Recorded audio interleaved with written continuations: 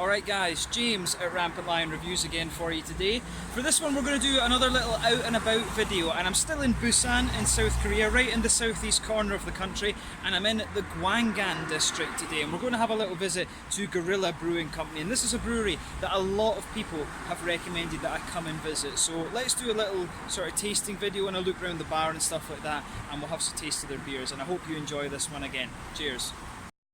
So yeah, just to let you have a little look at this place, you know, this bar is absolutely massive. It's actually quite an impressive facility. So this whole first floor up here, this is Gorilla Brewing Company. When I came outside, one of their little trucks that they're going around delivering the beer in is sat here, which is kind of cool. So apparently it's British style beer, but yeah, there you can see one of these little kind of dinky Asian trunks, and over on this side you've got all the spent malt grains and things like that, and if you just have a little kind of sneak peek in here, you can see their brewing equipment and stuff. So pretty cool. I just came over here to try and get a good shot, and they've got a ladder that's going up to towards the bar there. But let's have a little walk along. Like I said, we're in Gwangan. We're just kind of on dusk just now. We're about 7-8 o'clock at night, but basically this whole bar goes all the way along like this, all on the first floor there. You can see the Gorilla straight ahead of me. This area, incidentally, Gwangan, is very good for its craft beer. There's a Wild Wave location here, there is a Galmegi location as well, but basically the door to this brewery is on the very side of the building.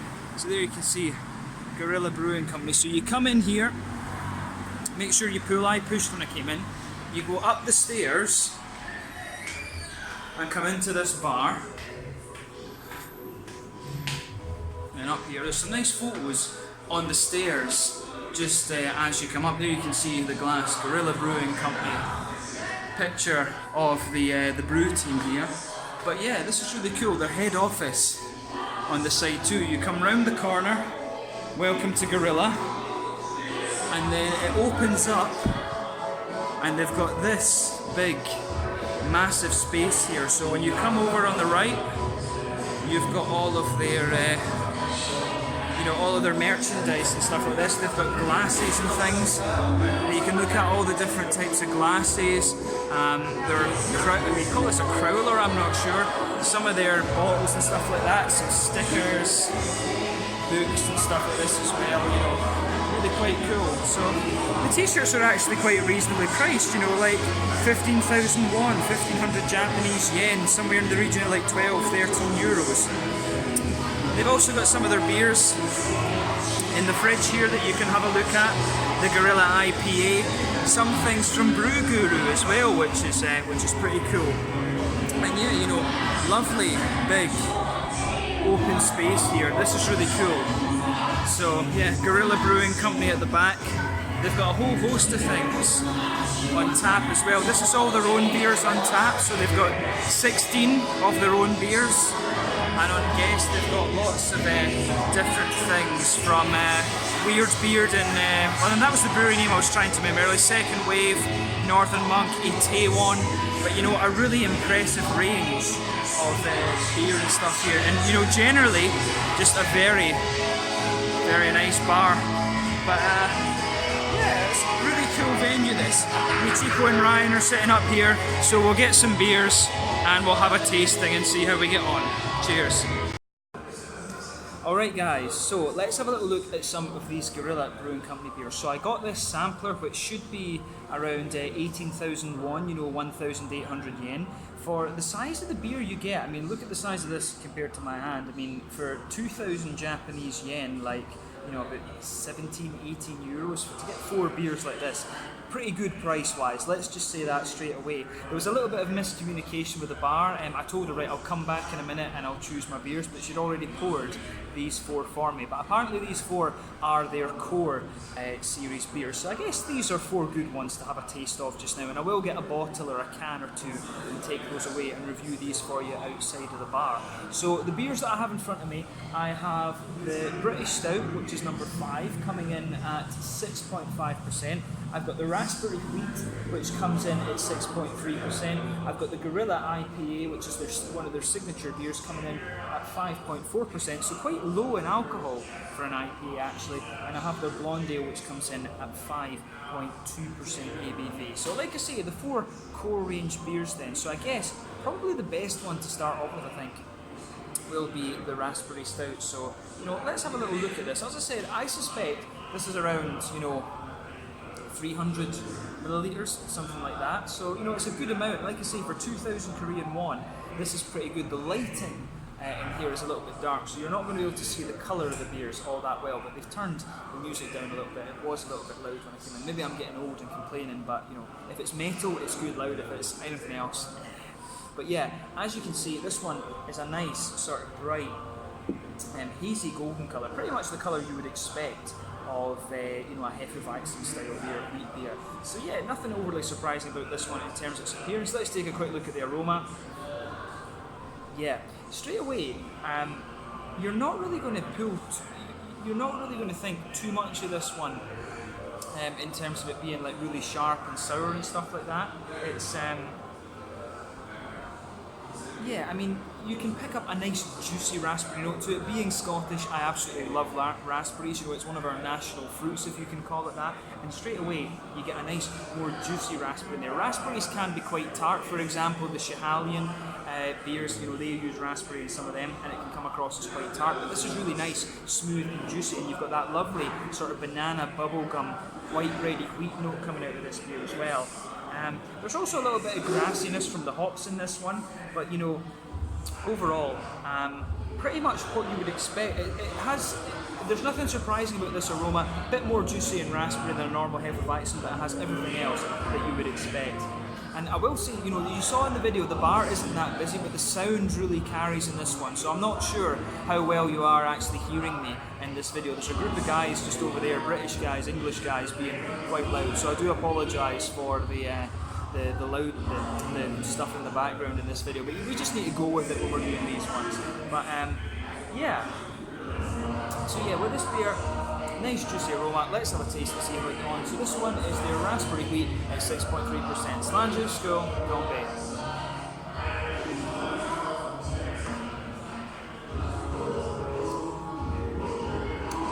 That's really pretty nice actually. I mean, I've always been a little bit reserved when it comes to German beers. A wheat beer, a Hefeweizen for me is a traditionally German beer, and from what I've seen so far, I've not done research on the brewery and things like that before coming in here. I will do that for my sit-down review. It's kind of interesting, this one, because they seem to be marketing themselves as a British style brewery, but they're brewing German style beers with this. And I've always been a little bit hesitant when it comes to wheat beers and them not following the German tradition, because it is a German style beer, although in fairness you do get the Belgian wits as well. But this one, to me, is actually quite a traditional German style Hefeweizen, but with just a little bit of a kind of fruity edge to it. I mean, this is really nice.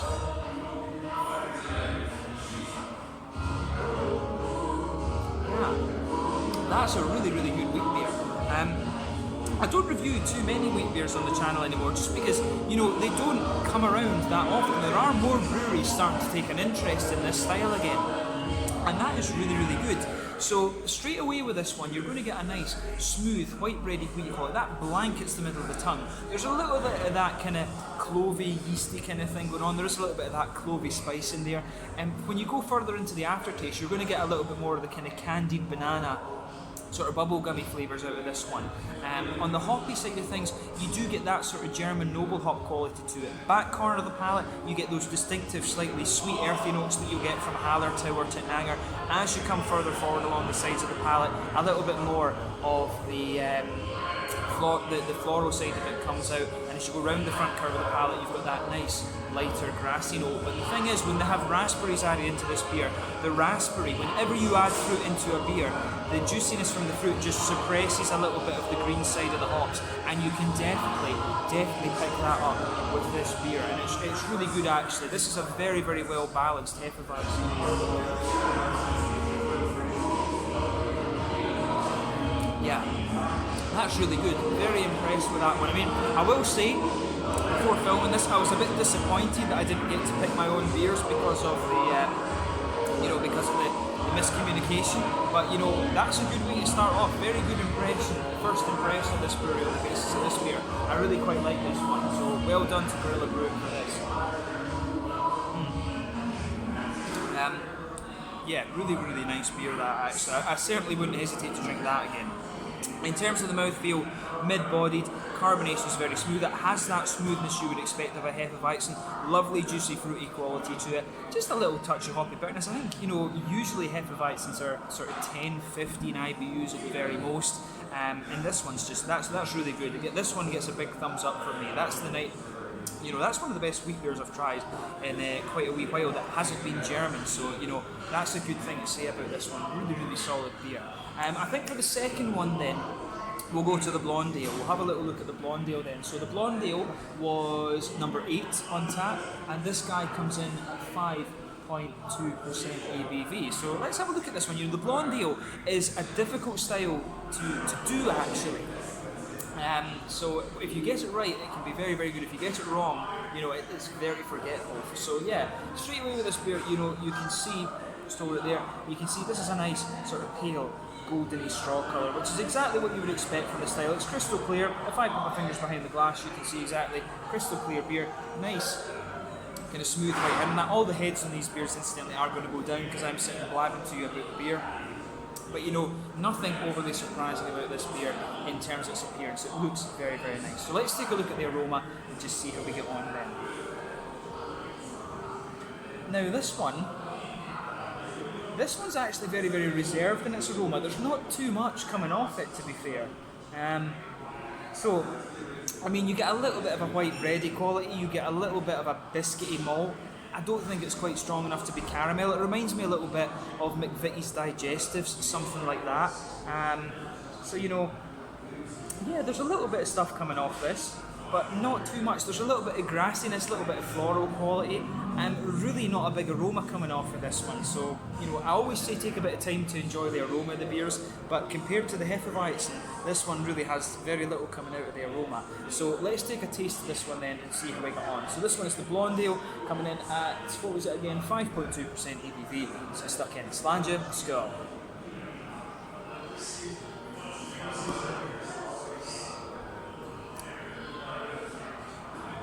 Yeah, this one, it's actually quite well balanced. It's definitely got more going on in the flavour than it does in the aroma. Straight away with this beer again, you're going to get that nice, smooth, bready quality blanket in the middle of your palate. I would suspect there's maybe a little bit of Maris Otter malt in here, which is, it's quite nice. That's one of the English malts that I always liked. I was never such a great fan of English malts and English hops, to be honest. When it comes to English beer, I always enjoyed stouts and porters. I always enjoyed the darker side of things rather than the lighter side of things. When it came to most beers, I lived in Germany, so when I got into beer, it was always German beer that I was into. Helles, Dunkel, Doppelbock, those were my kind of staples. I did like a Hefeweizen as well, but this is really a fairly solid English style Blonde Ale, this one. The way that the malt balances in this one is really good, and I'm noticing that the malt bases in these beers so far are very well balanced, and if you've watched the channel before, you will know that I'm a huge fan of a nicely balanced malt base. And the two beers I've tried so far, they've got it pretty spot on, I have to say, so thumbs up to them on that regard.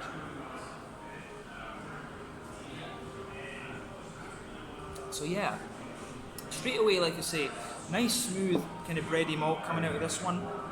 A little bit of there's a little bit of a caramelly note in the middle of the palate. I'd say it's more like a kind of caramel wafer. It's like a sort of caramelly biscuit rather than being a straight up caramel. It's not quite strong enough to be straight up caramel. But definitely a little bit of caramel in the middle of the tongue. As you move out from the very centre of your palate, more biscuit, and then you've got that breadiness kind of underneath this one. There's maybe a little touch of a slightly woody flavour when you go further into the aftertaste with this beer. But the malt base, again, really well balanced.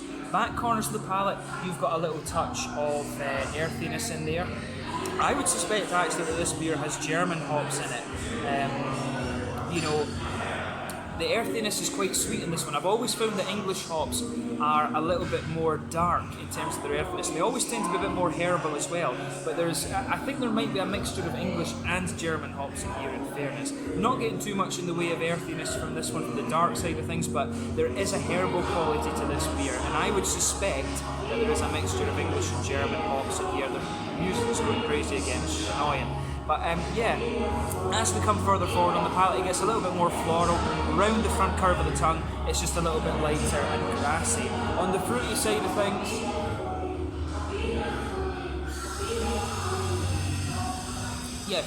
things, this beer is kind of like, it has a little bit of a kind of appley, peary sort of ester, and maybe a little touch of like sultana or something like that, you know, a dried white grape.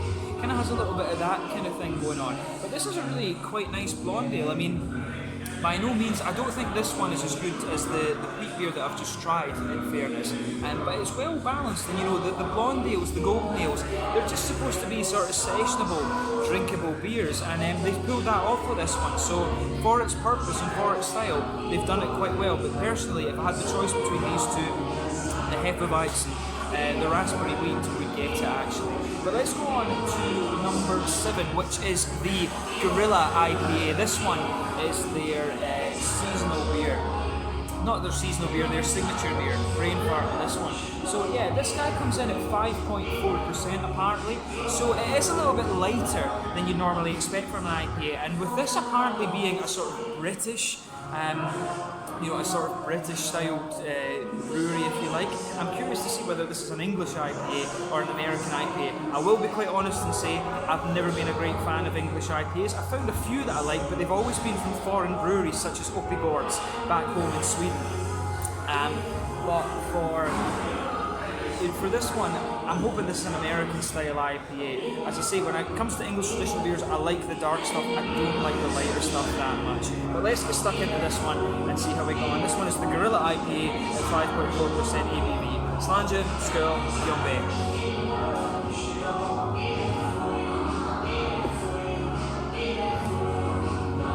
Ooh.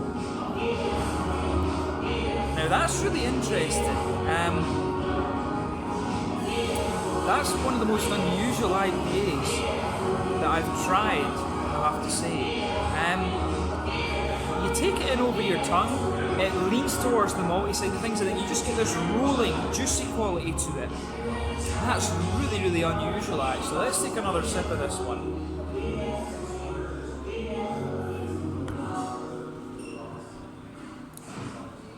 Yeah. With this beer then, you do get a nice little bit of a malty smoothness so you can feel that blanket in your tongue.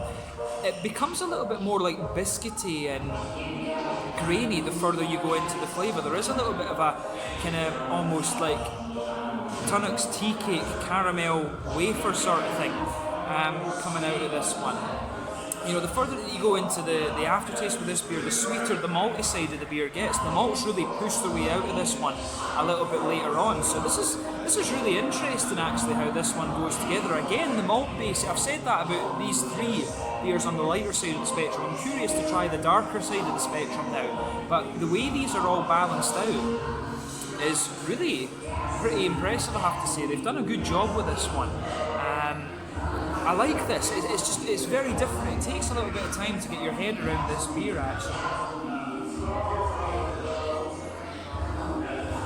So yeah, I would say this beer, yeah, nice smooth kind of white bready quality to this one. It has a little bit of a sweet caramel in the middle of the tongue. As you move out from the centre of the palate, it becomes a little bit more biscuity, a little bit like McVitie's Digestives. And the caramel, for it only being 5.4%, the caramel does come out quite nicely, I have to say. It does have a nice little bit of that oily sort of caramelly note to it, which is good. So I would probably blind taste this beer and think it's a little bit stronger than it is, but it's a very unusual IPA, let's just say that, because to me it doesn't fit really directly into the English IPA category or the American IPA category. It does have a little bit of almost a German type quality to it, which is interesting. The way the malty base comes out in this one, I think, is a little bit more German. It's not really like real ale or anything like that. So yeah, this is a really unusual IPA, but I do like what they're going for with this one. I can see why I've been recommended this brewery, because their beers are really pretty well balanced, I have to say. So yeah, an interesting malt base to this one. There's maybe, this is one that will definitely grow on you actually. It's a very low ABV IPA, but I do like this. In the back corners of the palate then, nice little bit of earthiness there. As you come further forward along the side of the tongue, you get a little bit more, you get a little bit of herbal quality in there. At the front corners of the palate, it's a little bit more floral. Round the very front curve of the tongue, it's just a little bit lighter and more grassy, I would say.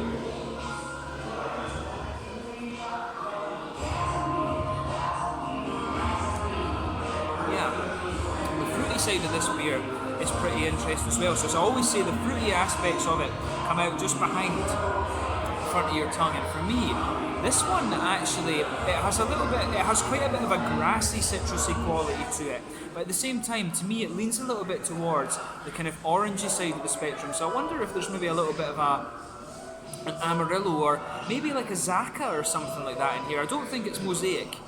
There's definitely an orangey hint to this beer. I mean, the hops you think of with orange: Mandarin of Bavaria, Pacifica from New Zealand, Azaka, Amarillo, and Mosaic from America. There's something in my head wants to say this might be a Azaka, or it could just be a straight up Amarillo, because the orange is quite oily. I'd be interested to know about that, but it's quite a nice orangey leaning IPA. The malty side of the beer is really nice, and it's not going to blow your head off in terms of IBUs. I think this one is somewhere in the region of like 45, 50-ish IBUs, maybe 40 IBUs to be honest with you. It might be a bit lighter than that now that I think about it. But an interesting beer. Mouthfeel, I would say mid-bodied, quite oily this one. And it's solid. It's a really interesting one. It's quite unusual, but I think it does a job. You can see nice kind of medium amber this one. I think I forgot to show you the colour of this beer before I actually drank it. But solid enough. Surprising level of complexity considering its alcohol. Let's go on to the last beer in this little tasting then. So this one is the number 5, the British Stout, which comes in at 6.3%, which is stronger than you normally get for a real ale stout in England. Normally these beers are around 4.5%, 5%, something like that. But let's have a taste of this one and see how we get on. As you can see, this guy is pretty much pitch black, ebony rosewood sort of colour, dark sort of, I would say dark kind of mocha coloured head, I think you could say, for this beer. But quite hazy as well. If I hold it up to the light, very little transparency, and quite Coca-Cola coloured. Let's get stuck into this one and see how we get on. So aroma-wise, some toasty malt in there. Good little bit of chocolate. Not so much. There's a little bit of brown sugar, not too much. It definitely has a little bit of an oatmeal quality to it. I suspect this is going to be an oatmeal stout. A little bit of fruitiness, kind of candied strawberry, figgy type thing. But a little bit of blackberry, blueberry, kind of candied strawberry type note, a bit of earthiness and grassiness from the hops, and then all those malty qualities that I was talking about. So it does smell quite nice. Let's have a taste and see how we go on. This one is the British Stout from Guerrilla Brewing Company here in Busan in South Korea. Slange, Skol, Gombe.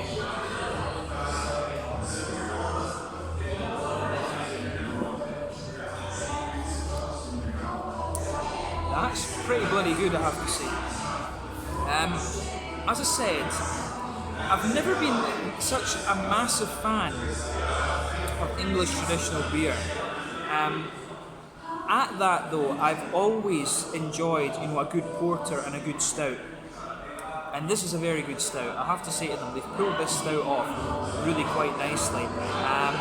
I've been impressed with all 4 of the beers that I've tried tonight, and this was a brewery that was recommended to me by Josie at the Guillaume Beer Shop, Josie's Bottle Shop, down on Gyeonggi Beach in Jeju, and I can see why this brewery's been recommended to me. Their beers are pretty damn solid, I have to say, and they've got a good selection of stuff too. But that's a really nice sort of English style, or can we say Irish dry stout? English Irish dry stout. I mean, this is a really nice dry stout type beer.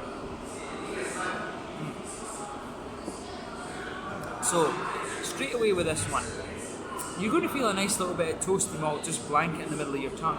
There is a bit of a bready quality in there that just goes on top of that. This beer, it starts off and it has a little bit of dryness to it, but it smooths out really quite nicely. There is a bit of brown sugar in there, and it's quite a toasty, well-fired brown sugar. There's a little bit of a chocolatey note there, and I would say it's actually more of a milky chocolate, which is quite interesting, and it doesn't overpower the rest of the beer.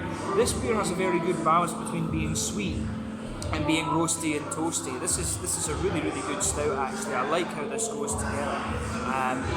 And again, this is what I'm saying, the theme of this brewery seems to be that they're very, very good at balancing out their malt bases. So, you know, this is one of the breweries I would say, if you're going to try beers from this brewery, go for the more malty styles, because they're very good at that.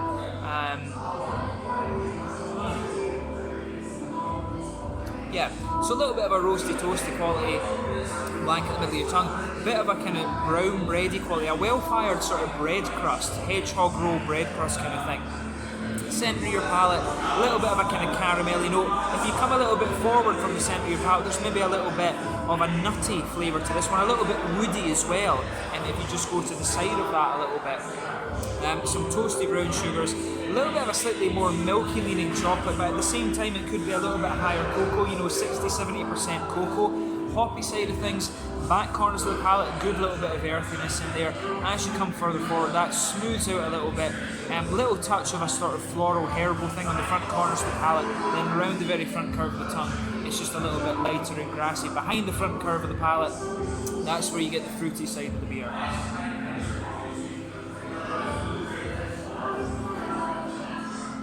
So yeah, fruity side of this one is also quite nice. Again, I wouldn't be too surprised if, you know, it could have something straight up like Kent Goldings or one of these other English hops in it. I wouldn't be surprised if it had Kent Goldings in it, in fairness, going by the flavours.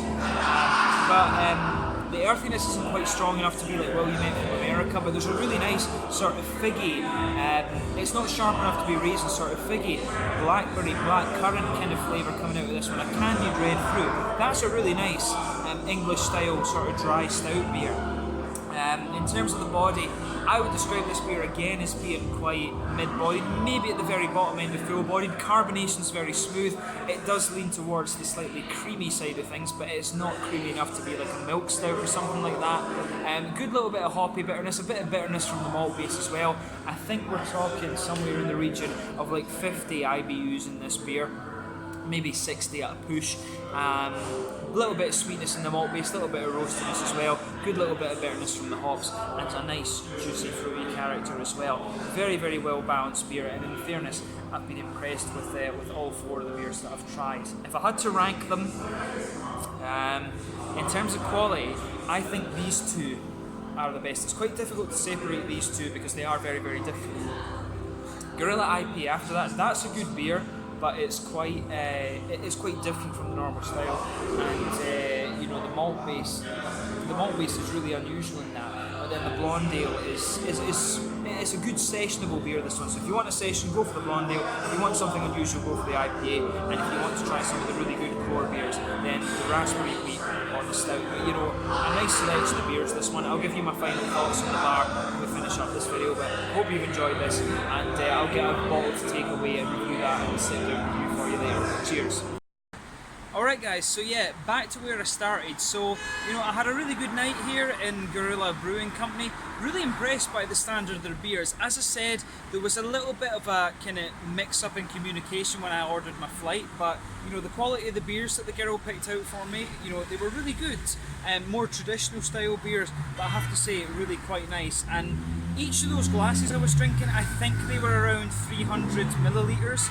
So, you know, 1.2 litres of beer for 20,000 Korean won, so 2,000 Japanese yen, or like 12, 13 euros. Pretty good deal, I have to say. I also bought 2 cans to take away, which were that took the total up to 30,000 won. So that's maybe about 22, 23 euros, maybe 25 euros at most, somewhere in that kind of region. I mean, the prices here, very good quality of beer. I was impressed with that, and the bar itself is really nice. So if you find yourself in Busan, come and visit Guerrilla Brewing Company. Good beers, nice people working behind the bar, just a really nice vibe in general. In my tasting videos, I was talking about Maris Otter malt. I didn't notice just before I started the videos, but there was a huge pile of Maris Otter malt in the big malt bags that are at the back of the bar. There was a big stack of Maris Otter malt there, so I was right when I was tasting those beers, and I didn't realise at the time.